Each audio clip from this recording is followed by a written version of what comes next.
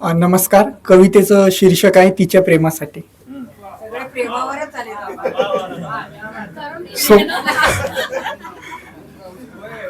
वय आहे. ऐका. स्वप्नात आली ती डोळे भरून बघत होतो. स्वप्नात आली ती डोळे भरून बघत होतो. तिच्या प्रेमासाठीच तर मी दिवस रात्र रडत होतो. माझं तिच्यावर खरं प्रेम होतं. माझं तिच्यावर खरं प्रेम होतं. तिचं मात्र दुसऱ्यावर मन होतं. मी आकाशा इतकं फाट प्रेम केलं होतं. नशीब वाईट आहे माझं, तिने प्रेमच केलं नव्हतं. कोकिळेच्या आवाजापेक्षाही तिचा आवाज गोड. कोकिळेच्या आवाजापेक्षाही तिचा आवाज गोड. उज्ज्वल बोलायची, भारी वाटायचे बोल. माझ्या काळजाशी ती कसली खेळत होती. पैसा वगैरे नको, तिच्या प्रेमाची गरज होती. पुन्हा येणार का ती जीवनात परत, तिच्यामुळे प्रेमाच्या रस्त्यावर चलत होतो. स्वप्नात आली ती डोळे भरून बघत होतो. तिच्या प्रेमासाठीच तर मी दिवस रात्र रडत होतो. तिच्या प्रेमासाठीच तर मी दिवस रात्र रडत होतो. प्रेमात बोललेले शब्द आज पण आठवतात. प्रेमात बोललेले शब्द आज पण आठवतात. काही लोक प्रेम करत नाही पण खूप प्रेम करतो म्हणून दाखवतात. टाइमपास साठी आपलं नाव हृदयात साठवतात.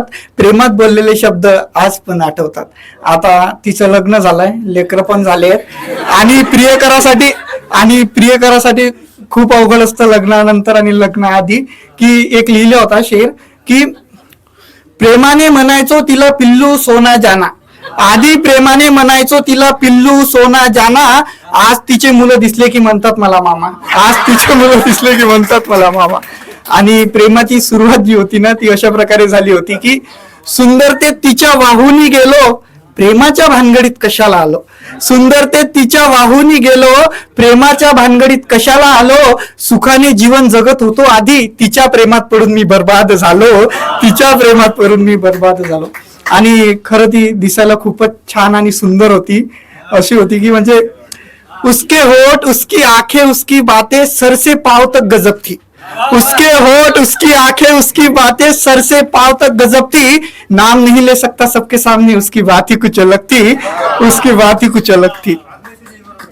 नाही येणार मेसेज आता, कारण की मी एक शायरी अशी लिहिली होती की तिला वाटलं की तिलाच डेडिकेट आहे आणि तिनं माझ्यासोबत बोलणंच बंद केलं होतं. शायरी अशी होती की पत्थर को खुदा बनाया, आंसुओं को पानी की तरह बहाया. पत्थर को खुदा बनाया, आंसुओं को पानी की तरह बहाया. अमृत कहकर जहर होठों से पिलाया. गलती बड़ी हुई थी मुझसे जो एक नागिन को मुंह लगाया. त्यामुळे बोलणंच बंद झालंय. आणि ताईनी पण चांगली कविता म्हटली मैत्रीवरती एक की असंच मला पण बोला वाटतंय की एक तरी मैत्री नसावी तुझ्यासारखी. एक तरी मैत्री नसावी तुझ्यासारखी. स्वभावाने गोड, दिसायला सुंदर, गुलाबाच्या फुलासारखी. धन्यवाद.